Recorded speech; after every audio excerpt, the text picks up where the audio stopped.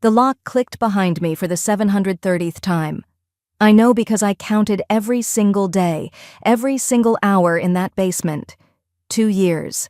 730 days of concrete walls, dim lighting, and the sound of laughter echoing from above. His laughter, her laughter, his family's laughter. They thought they'd broken me. They thought I was just another foolish girl who'd fallen for a charming smile and expensive suits. But Matteo Donovan and his twisted family didn't know one thing. That empire they were building on my back, spending millions like it was pocket change, it was mine. Every single piece of it. And today their entire world was about to crumble into dust. Before I take you through this nightmare and show you how I burned their kingdom to the ground, let me ask you something. Have you ever been underestimated? Trapped? Made to feel invisible? Then you need to hear this story. This is Sophia, and I'm about to show you that patience isn't weakness. It's the sharpest weapon you can carry. Stay with me until the end, because when I finally made my move, even I was shocked by how completely they fell. Let me take you back 3 years. I was 28 and on top of the world. I'd built next-gen analytics from absolutely nothing. Just me, my laptop, and an idea that revolutionized how companies handled data security. $50 million. That's what my baby was worth, and I'd earned every penny through sleepless nights and endless work. My parents, Frank and Linda, were so proud they cried. They'd worked blue-collar jobs their entire lives to put me through college, and seeing their daughter succeed like this, it meant everything to them. Then I met Matteo at a tech conference in Manhattan. Tall, confident, with this smile that made you feel like you were the only person in the room. He wasn't like the tech guys I usually met. He had this old money charm, talked about art and travel, made me laugh. For the first time in years, I felt like something other than a CEO. I felt like a woman who deserved to be romanced. God, I was such a fool. My parents met him 3 months into our relationship. My dad pulled me aside that night and said something I'll never forget. "Sweetheart, that family has a reputation. The Donovans don't build. They take." I laughed it off. I thought he was being overprotective. I thought Matteo was different from his family. I was wrong about everything. Meeting the Donovans was like walking into a snake pit. Margaret, his mother, looked at me like I was dirt on her expensive carpet. She was all sharp edges and cold smiles, the kind of woman who could destroy you with a perfectly placed comment at a dinner party. Harold, Matteo's father, only seemed interested when the conversation turned to my company. His eyes would light up talking about valuations and market shares, but when I talked about the actual work, the innovation, nothing. Matteo's sister, Cassandra, was perhaps the worst. Beautiful and venomous, she whispered to me at my own wedding. "You'll never truly be a Donovan, darling. You don't have the breeding for it." I should have run. I should have listened to every single warning sign clanging in my head like alarm bells. But I was in love. Or at least I thought I was. Love makes you blind. And I was stumbling around in complete darkness. The first 6 months of marriage were a slow-motion nightmare. Matteo changed. The charm evaporated like morning fog, revealing something cold and calculating underneath. He started questioning my decisions at work, suggesting I was too emotional to run a company. He introduced me to Jessica, his business partner. I'm not stupid. I saw the way they looked at each other, the touches that lasted too long, the inside jokes I wasn't part of. When I confronted him, he laughed. Actually laughed in my face and told me I was paranoid. But I wasn't paranoid. I was right. I found the emails, the hotel receipts, the texts that made my stomach turn. Jessica wasn't just his mistress. She'd been in his life long before I came along. I was the interruption in their love story, except their love story was really about my money. The night I told Matteo I wanted a divorce was the night my life ended. Well, my old life anyway. We were in the living room of that massive Donovan estate, all marble and artwork and cold, cold luxury. I told him I was done, that I was taking my company and leaving. He just smiled. That should have terrified me, but I was too angry to notice. "You're not going anywhere, Sophia," he said quietly. Then he handed me a glass of wine. I drank it. Why wouldn't I? He was my husband. I trusted him with my life. I woke up in the basement, and Margaret Donovan was standing over me. Her perfectly styled hair, her designer dress, her complete lack of humanity. "You're not going anywhere, dear," she said, like she was discussing the weather. My hands were chained to a pipe. I screamed until my throat bled, but the walls were soundproof. They'd planned this, all of them. The next 2 years were a masterclass in psychological torture. They kept me in that basement, gave me minimal food, one thin blanket, and a bucket. Margaret visited weekly with the same speech. "Sign over the company, and this ends." Harold would come down with his reasonable voice like we were negotiating a business deal. "Be smart, Sophia. Just sign. We'll let you go, and you can start over somewhere else." Cassandra brought Jessica down sometimes, and they'd stand there laughing at me. Jessica wore my clothes, my jewelry, my grandmother's necklace. "Mateo never loved you," she'd say. "You were just a bank account with a pretty face." But I never signed. Not once. Because they didn't know about the biometric verification I'd built into my company's ownership structure. Without my fingerprint and retinal scan, any signature was worthless. They could forge my name all day long. It meant nothing. Meanwhile, above my head, they were living their best life on my money. I could hear them through the ceiling. Parties, celebrations, conversations. Mateo announced to his friends that he was running next-gen analytics. Margaret won some humanitarian award. Cassandra bought 3 luxury cars with company cards. They spent $15 million of my money in 18 months. They thought they were untouchable. My parents didn't stop looking for me, not for a single day. They came to the Donovan house 2 weeks after I disappeared. I heard their voices upstairs, and I screamed and pounded on the walls until my hands bled, but no one heard. The soundproofing was too good. Mateo told them I was in Singapore expanding the business. Margaret backed him up with fake sympathy. "She's so busy, barely calls us either. You know how ambitious she is." They showed my parents fake emails from me because Mateo had hacked all my accounts. My dad didn't believe them. My mom told me later that she cried every night because she knew in her bones something was wrong. They hired a private investigator, but the Donovans had connections everywhere. Police dismissed their concerns. "Your daughter is an adult," they said. "She has every right to travel for work." My parents were helpless, and that broke my heart more than anything the Donovans did to me. But my parents weren't my only hope. Grace, my business partner and closest friend, knew something was wrong. She noticed that Sophia attending board meetings via video looked slightly off. She noticed financial transfers that made no sense. Grace was brilliant. She'd helped me build NextGen from nothing, and she knew how I thought, how I operated. These decisions weren't mine. In month 14, something happened that changed everything. Cassandra got drunk at one of their parties and left her phone in the basement by accident. I had maybe 3 minutes before the battery died. My hands were shaking so hard I could barely type, but I managed to send one encrypted email to Grace, just 5 words: "Prisoner, Donovan House, basement, alive, start Plan Phoenix." Plan Phoenix was something Grace and I had created years ago, an emergency protocol in case either of us was ever in danger. It included access codes, legal contacts, and a network of people we trusted. Grace understood immediately. She didn't go to the police because she knew the Donovans owned them. Instead, she did something smarter. She started gathering evidence. For the next 8 months, Grace worked with my parents in complete secrecy. They documented every suspicious financial transaction. Mateo had taken $15 million from the company through fake contracts. Jessica had a consulting firm that existed only on paper, $3 million gone. Margaret and Harold used company credit cards like personal ATMs, $2 million in luxury purchases. Cassandra had charged $800,000 in designer clothes and jewelry. They were bleeding my company dry, and they were stupid enough to leave a paper trail. But evidence of financial fraud wasn't enough. They needed proof that I was being held prisoner, and that was nearly impossible to get, until the Donovans' own arrogance handed it to them. Month 22.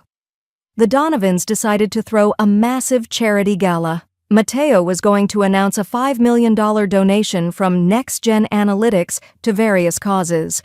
Margaret was receiving some ridiculous humanitarian award. They invited everyone who mattered: politicians, business leaders, media. It was going to be their coronation as the city's most philanthropic family, and they decided to bring me. Their plan was simple: drug me heavily, put me in a wheelchair, tell everyone I was ill but brave enough to support the family. They'd parade me around like a trophy, proof that everything was fine. Margaret even picked out my dress, pale yellow like a corpse. They wanted me to look sick but present, the perfect silent wife. What they didn't know was that Grace had hacked into their security system weeks earlier. She had footage of everything: me in chains, Margaret's threats, their family meetings where they planned my continued imprisonment. She'd also contacted the FBI because this wasn't just a local crime anymore.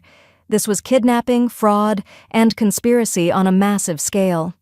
The night of the gala, they brought me upstairs for the first time in months. The lights hurt my eyes. The dress hung off my body because I'd lost 30 pounds. They shot me full of sedatives, but I'd built up a tolerance after 2 years of their drugs. I was more alert than they realized. I just kept my eyes half closed and my body limp. Let them think they'd won. The ballroom was stunning: crystal chandeliers, champagne towers, designer gowns everywhere. I was positioned in my wheelchair near the stage, a tragic figure in the background. Margaret worked the room like the queen she thought she was. Mateo had his arm around Jessica, who wore my grandmother's necklace like she'd earned it. Cassandra held court with a group of socialites, probably talking about her latest shopping trip funded by my money. Then my parents arrived. They weren't invited, but they pushed past security because they knew this might be their only chance. My mom saw me and screamed, just screamed my name and ran toward me. "Baby, what did they do to you?" Margaret intercepted her, all fake concern. "She's just tired from her treatments, Linda. Please don't upset her."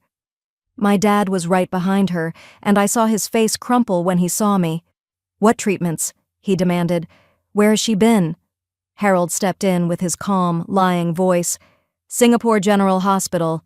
Very exclusive care. We've been taking wonderful care of your daughter." My mom was crying, touching my face. "You're lying. Look at her eyes. She's been drugged. This isn't illness, this is—" Mateo signaled security to remove them. That's when something inside me snapped. I grabbed the microphone from the podium with strength I didn't know I still had. My voice came out raspy and broken, but it carried through the entire ballroom. "I am a prisoner." The room went absolutely silent. You could have heard a pin drop. Margaret lunged for me, her mask finally slipping. "She's delusional. The illness affects her mind." But I was standing now, the wheelchair kicked aside. "I've been in their basement for 22 months. They kidnapped me. They stole my company. They've been drugging me and torturing me while spending millions of my money." That's when Grace made her move. She rushed onto the stage with her laptop and connected it to the projection system. Suddenly, every screen in that ballroom showed the footage: me in chains, me being threatened, me sobbing in the darkness. Audio played of Margaret saying, "Break her or we lose everything." Harold discussing my company's value like it was already theirs. Cassandra laughing about keeping me quiet. Mateo telling Jessica, "Once we have it all, we'll finish this." The FBI stormed in within seconds. They'd been waiting outside for the signal. Mateo tried to run and got tackled by 3 agents. Margaret was screaming about lawyers and connections and how they couldn't possibly arrest a Donovan. Harold went silent, just staring at the floor like he could disappear if he stayed still enough. Cassandra pointed at Mateo. "It was all his idea. I just went along with it. I'm a victim too." Jessica made it to the door before they caught her. I stood on that stage, watching them all being handcuffed, and I felt nothing. No triumph, no relief, just a vast emptiness. Then my mom reached me, and my dad wrapped his arms around both of us, and I collapsed. I just completely fell apart. My dad kept saying, "You're safe now, baby. You're safe." My mom was crying so hard she couldn't speak. We stayed like that for a long time while the FBI processed the scene and the media captured everything. The trial was 3 months later. I had to testify, had to relive every moment of those 2 years, but I had evidence they couldn't fight. 22 months of recordings I'd made on a device hidden in my clothes, something Grace had managed to smuggle to me through a crack in the basement window during month 18. Every threat, every assault, every conversation where they planned my destruction. It was all documented. Mateo got 25 years, Margaret got 20, Harold got 18, Cassandra got 15, Jessica got 12. The judge said they were a conspiracy of cruelty and that their complete lack of remorse warranted maximum sentences. Margaret actually laughed in court when the sentence was read. She still thought the Donovan name would save her somehow. It didn't. They seized everything. The mansion, the cars, the artwork, every single asset. It all went to repaying what they'd stolen from me and covering damages. The Donovan empire that had stood for 3 generations was completely destroyed in one afternoon. That was 3 months ago. Today, I'm standing in my office at Next Gen Analytics, looking out over the city. My company isn't just surviving, it's thriving. We're worth $120 million now. I'm on the cover of 3 business magazines with headlines like "The Phoenix Who Rose from Hell" and "Tech CEO Reclaims Empire from Captors." But that's not what I'm most proud of. I took the Donovan Mansion, the place where I suffered for 2 years, and I turned it into a women's shelter. The basement where they kept me? It's now a memorial room with the stories of other survivors. Every woman who walks through those doors knows that survival is possible, freedom is possible, justice is possible. I started the Phoenix Foundation with $20 million of my own money. We help people who are trapped, imprisoned, abused. We have lawyers, investigators, safe houses, and a network of people who understand that sometimes the system fails and you need someone to fight for you. We've helped 300 women escape dangerous situations in 3 months. My parents? They're at my apartment every Sunday for dinner. My mom cooks, my dad tells terrible jokes, and we're rebuilding the time we lost. Grace is now my co-CEO because I learned something important. You can't do everything alone. You need people you trust, people who will fight for you when you can't fight for yourself. Sometimes people ask me how I survived, how I didn't break. The truth? I almost did. There were nights I wanted to sign their papers just to make it stop. Nights I thought about giving up entirely, but then I'd remember something my dad told me when I was starting my business. "Sophia," he said, "success isn't about never falling. It's about making sure when you get back up, you're stronger than whatever knocked you down." The Donovans thought breaking me would give them power. They didn't realize that every day I survived, I grew stronger. Every time they hurt me, I memorized their patterns. Every time they celebrated above my head, I planned my next move. They saw a victim. I was becoming a weapon. They lost everything, their name, their wealth, their freedom, their future. And me? I didn't just survive. I conquered. I took everything they tried to steal and built it into something they could never touch again. The Donovan name is now synonymous with cruelty and fraud. My name is synonymous with resilience and justice, so if you're in a dark place right now, if someone has you trapped and you think there's no way out, remember this: your enemies often trap themselves. You just have to be patient enough, smart enough, and strong enough to watch them do it. Document everything. Trust the right people. And when the moment comes, strike with everything you have. That's my story. 22 months of hell, but I emerged with everything I deserved and watched them lose everything they stole. If this moved you, if you know someone who needs to hear this, share it. Let them know that silence isn't surrender. It's strategy. And sometimes the best revenge isn't just winning. It's watching them destroy themselves while you wait for the perfect moment to take back what was always yours. This is Sophia, and I'm living proof that the phoenix always rises from the ashes. The only question is, what will you do with your second chance when it comes?